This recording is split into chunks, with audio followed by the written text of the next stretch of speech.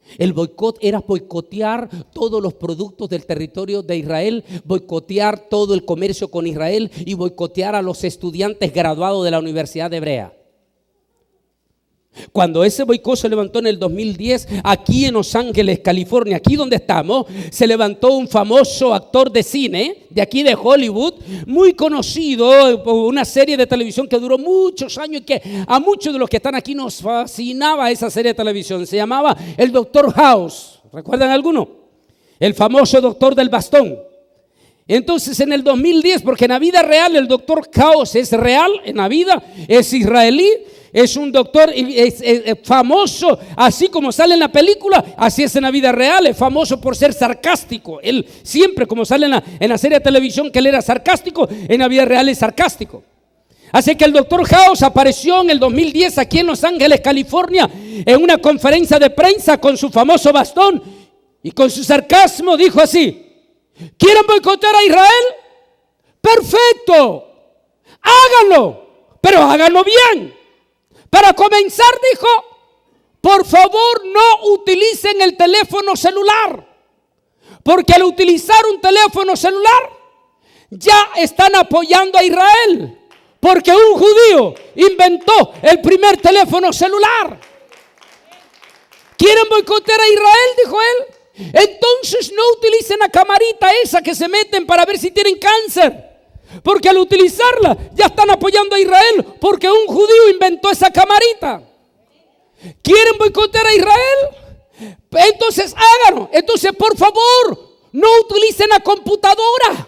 Mejor vuelvan a la maquinita esa de escribir comando anticuado. ¿Recuerdan? Vuelvan a eso. No utilicen la computadora, porque al utilizar la computadora ya están respaldando a Israel, porque un judío inventó la primera computadora. Y luego se voltea y dice: usted es presidente. Sí, usted es presidente de América del Sur.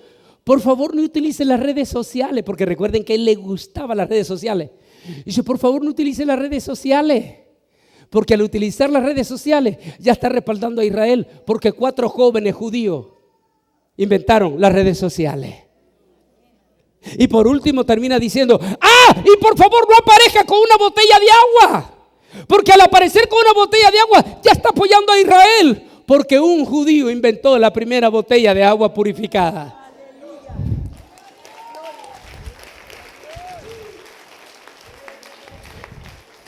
En otras palabras, el doctor House estaba diciendo que todos los que odian a Israel son un atajo de hipócritas, porque odian a Israel pero se benefician de Israel.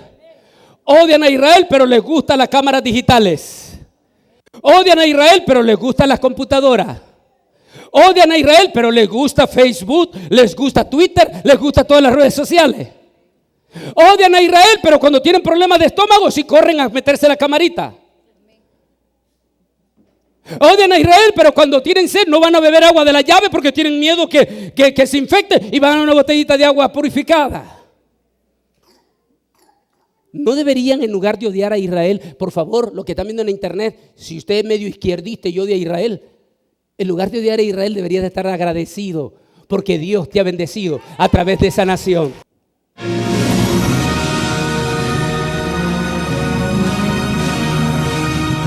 Si quieren nos pueden apagar un poquito las luces y yo les voy narrando para que se vea mejor. A ver, levante el volumen, téngalo levantado.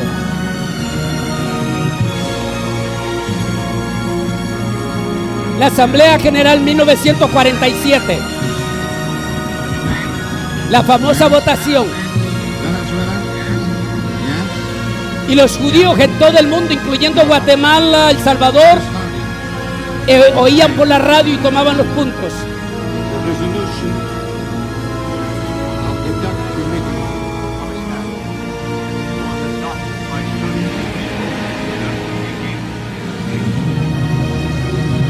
El festejo en todo el mundo. 6 meses después, el hombrecito pequeño, David Ben Gurión,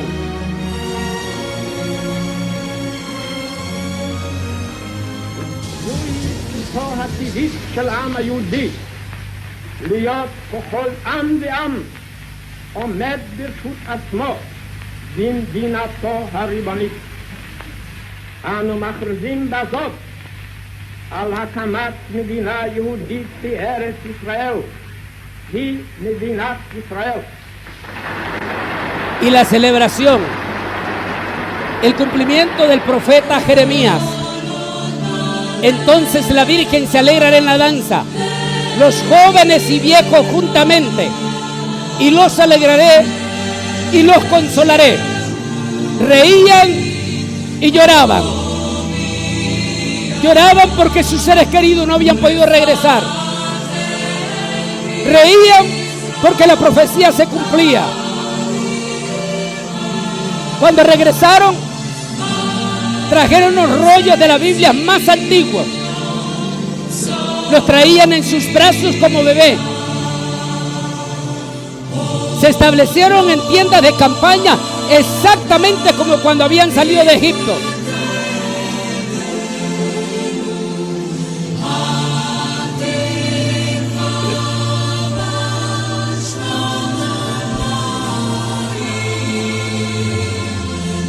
Ese canto se cantó por 2000 años. Al regresar a Israel, decidieron que se convertiría en el himno nacional.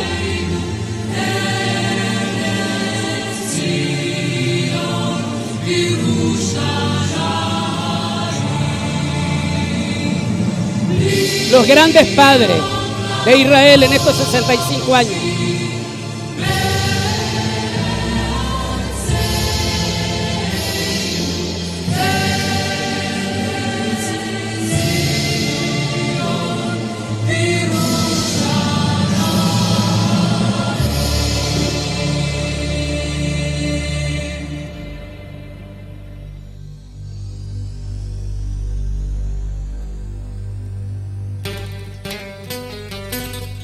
Ahora sí, los voy a preparar que se unan con sus palmas al son de la música, en solidaridad con la tierra de Israel.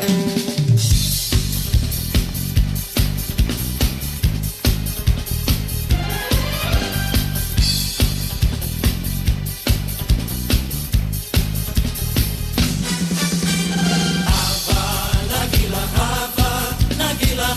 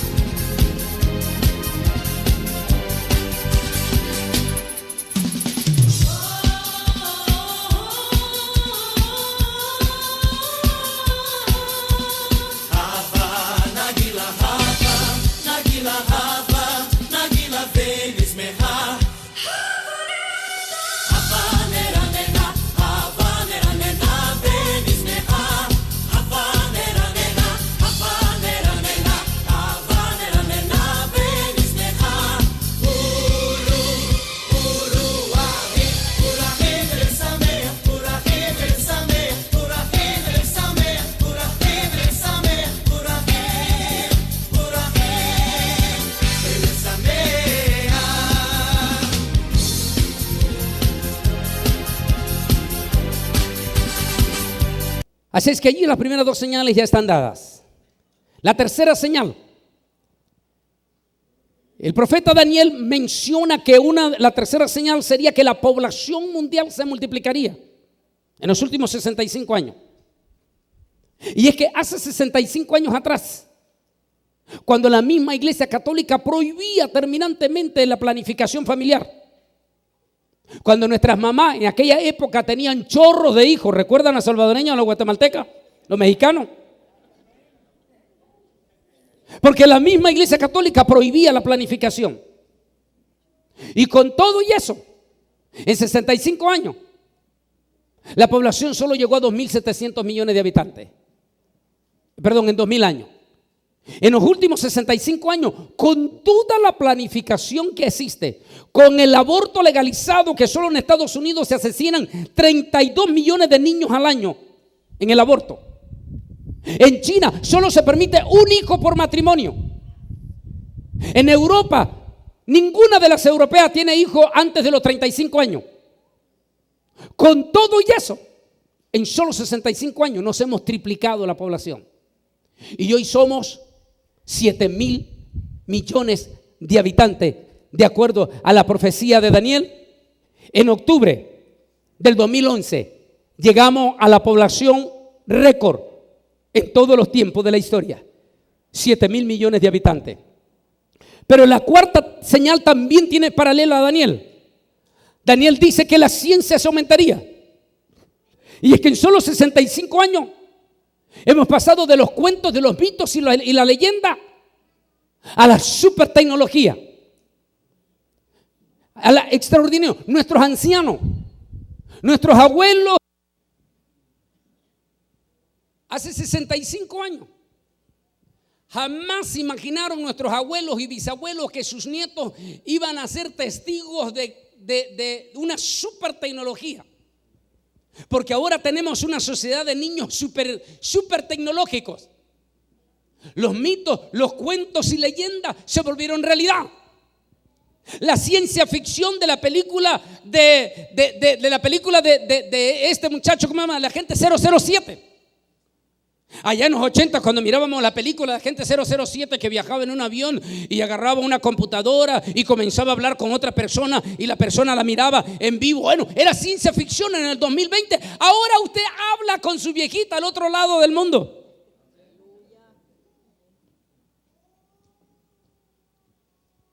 Lo que los abuelos nunca imaginaron, lo están haciendo hoy en los niños. De hecho, toda esta tecnología, lo estoy diciendo en el tema que tenemos ahí atrás que se llama el microchip, todo esto nos lleva a una trampa.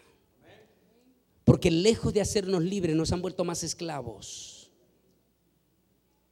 En este momento me da miedo esta tecnología, porque esta tecnología nos está llevando a la marca de la bestia. Porque en este momento nos han llevado exactamente donde ellos nos quieren tener. Por ejemplo, en estos momentos todo, absolutamente todo depende de la tecnología. Y muy pronto, espero, ojalá que ya no estemos, pero se acordarán de mí si todavía no nos hemos ido. 2017. Para el 2017 va a ser imprescindible el microchip, que comienza a partir del próximo año y a partir de enero. Pero lo van a ir metiendo poco a poco, porque los primeros 2 años lo van a trabajar en el lavado de cerebro. Hacerle creer por medio de los doctores, por medio de las enfermeras, por medio de los profesores, hacerles creer que no, eso es mito. No le tenga miedo a Luis Pérez con eso que está hablando del microchip. No, es puro cuento, no, porque le van a lavar el cerebro. Para que para el 2017 todo, si usted no trabaja, le recomiendo ese estudio que tenemos ahí, el microchip. Si usted no trabaja con sus jovencitos desde ahorita, le van a lavar el cerebro a estos niños. Y estos niños van a ser los número 1 que se le van a levantar en sus hogares. Y le van a decir: mamá, no seas anticuada. El microchip es tan importante como el iPhone o como el iPad.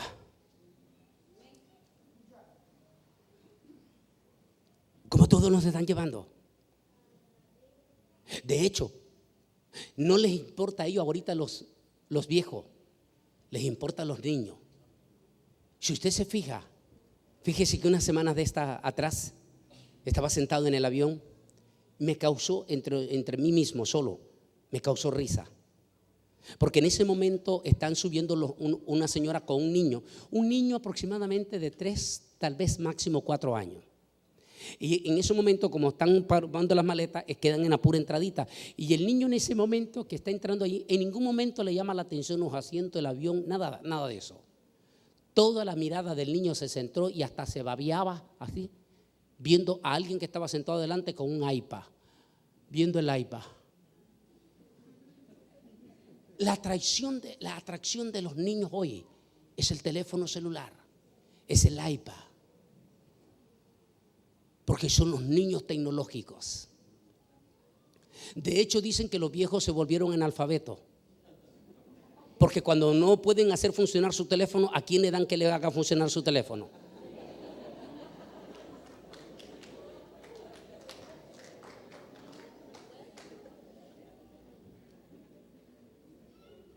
Estamos viviendo el milagro de esa profecía y la ciencia se aumentará.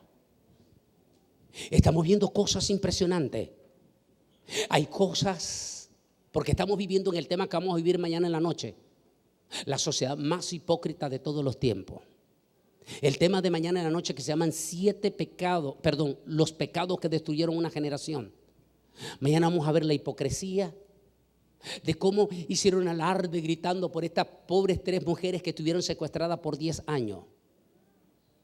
Usted no me venga a decir lo que vamos a ver mañana, que esas pobres mujeres estuvieron secuestradas 10 años en un barrio hispano, y no me venga a decir usted que ningún vecino en esos 10 años pudo escuchar los gritos de auxilio de una de esas mujeres. No me venga con esa hipocresía, porque los hispanos son bien cuecheros. Pero como vivimos en una sociedad hipócrita, que lo vamos a ver mañana, una sociedad hipócrita que mientras no me esté pasando a mí no me importa lo que le pase al vecino.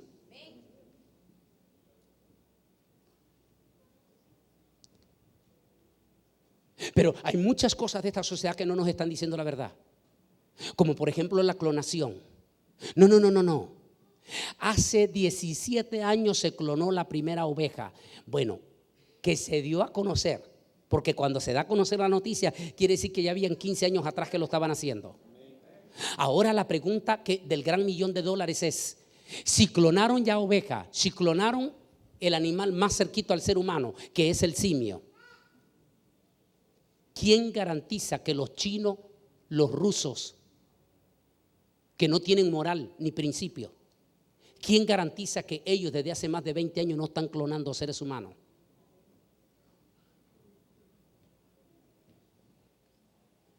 ¿Y por qué estoy hablando de esto? Porque hace 4 meses salió el gran escándalo. El gran escándalo que Estados Unidos, un laboratorio de Estados Unidos, ya está clonando, ¿cómo se dice? Células madres. ¿Por qué escándalo? ¿Por qué hasta ahora salió el escándalo? ¿Desde cuándo lo están haciendo?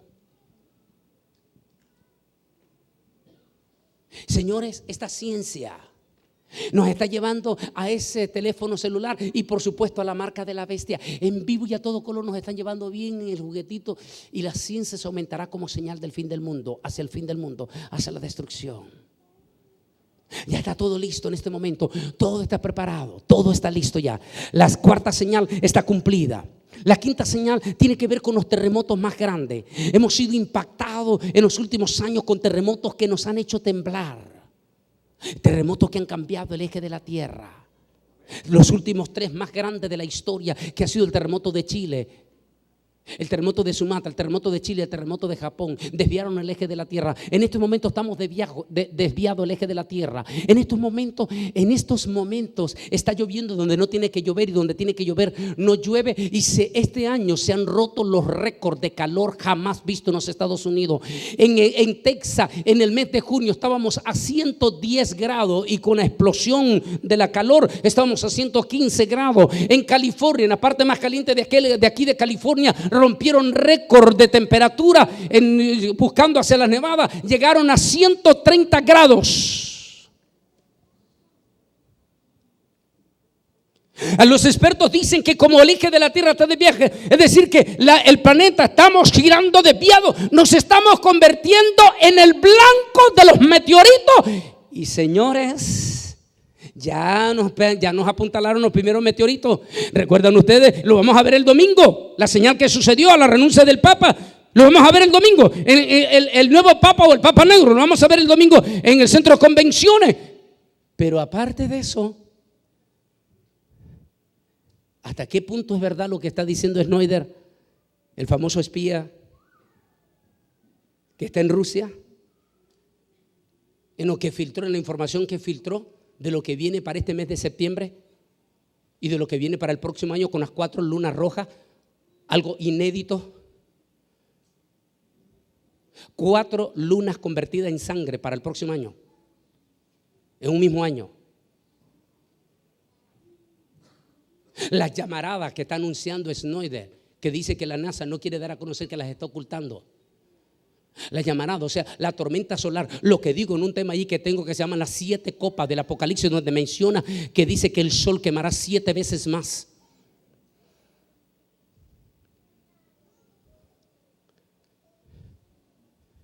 Algunos dicen que todo eso se debe porque estos terremotos ya debieran en el eje de la Tierra, como nunca estamos girando sobregirado del eje de la Tierra, y esto va a provocar el terremoto jamás visto en la historia.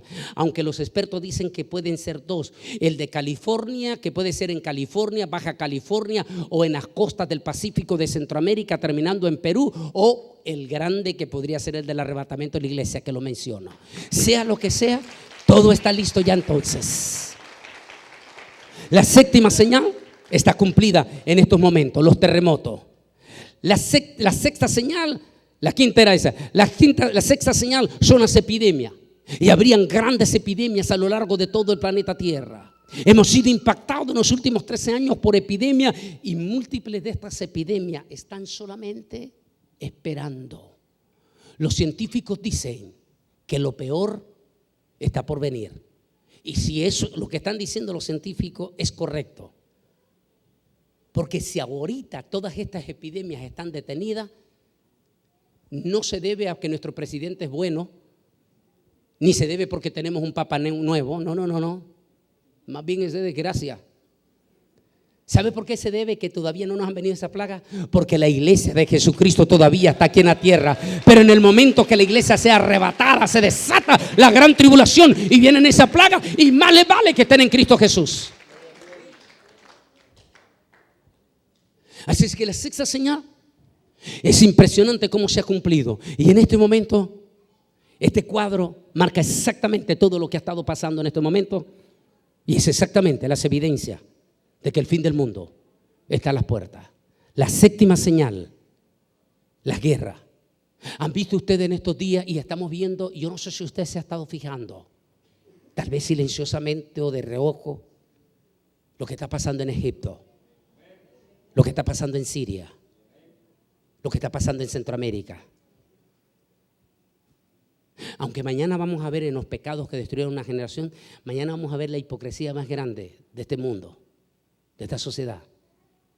¿Dónde ha visto ustedes que los más grandes asesinos en El Salvador son los que están llamando a la paz? O sea, ¿qué está pasando con nuestro mundo entonces? Entonces, ¿qué está pasando con nuestro ejército? Entonces, ¿dónde están nuestras autoridades? ¿Se volvieron incompetentes que ahora son los maras salvatruchos los que convocan a la conferencia de paz?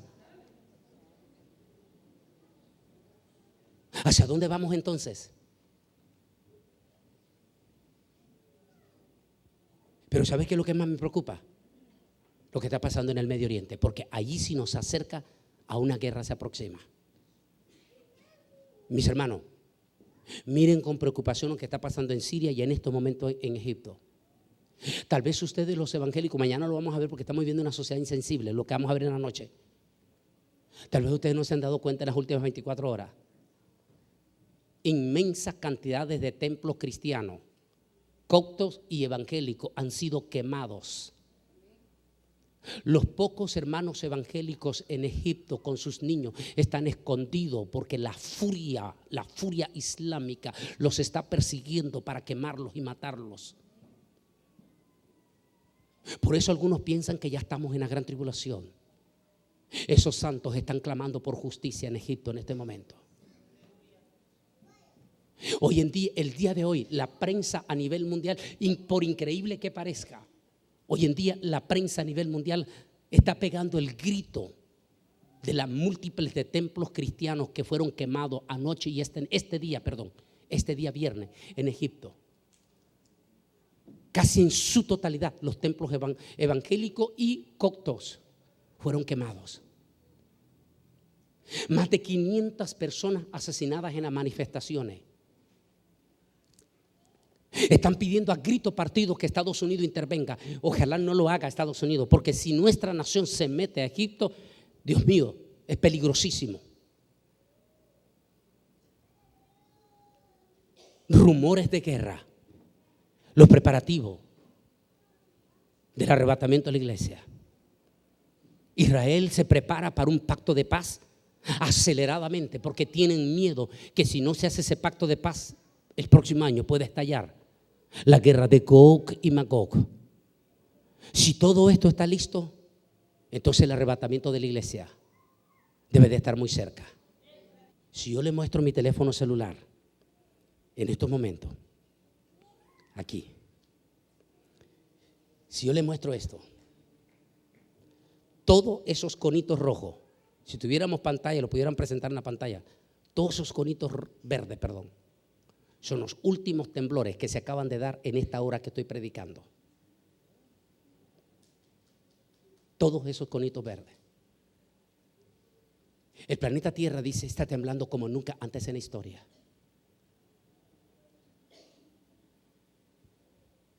Hay un tema que acabo de rehacer de nuevo, o sea que lo hice de nuevo el año pasado.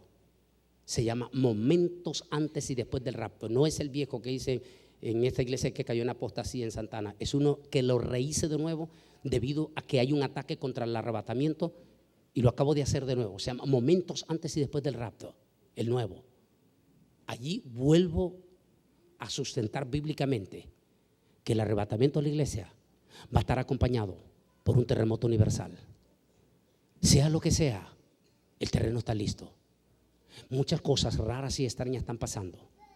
Aunque el tema de mañana va a ser más contundente, todo se está preparando. A partir del próximo octubre se van a acordar de mí si Cristo no ha venido. Va a haber un borbandeo en todos los noticieros sobre la nueva reforma sanitaria. Y la reforma que la necesitamos la reforma migratoria, pero todo tiene un precio. Todo la están dilatando por un propósito, porque a todo lo quieren llevar exactamente a lo que vamos a ver mañana en la tarde. Señores, más le vale que ganen a su familia, porque Cristo viene pronto y esto que sale en este video posiblemente va a suceder.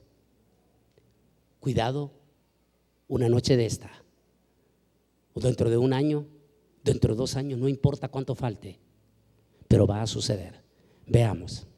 En el principio creó Dios los cielos y la tierra estaba desordenada y vacía, y las tinieblas estaban sobre la faz del abismo. Y dijo Dios: sea la luz, y fue la luz. Y vio Dios que la luz era buena.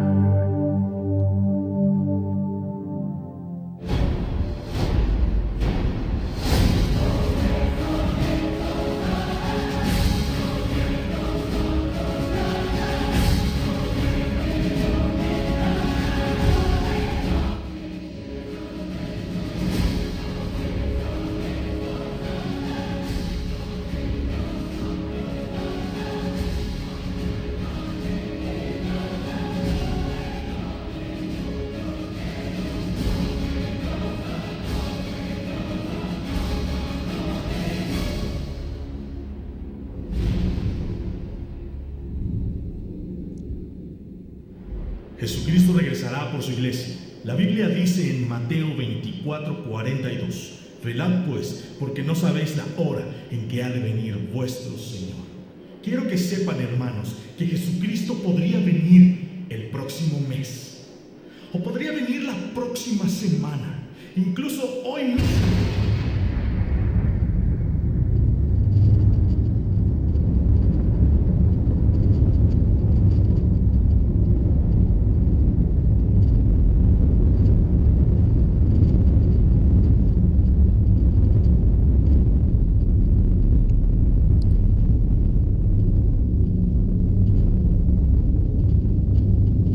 Lo que este pastor está diciendo va a suceder.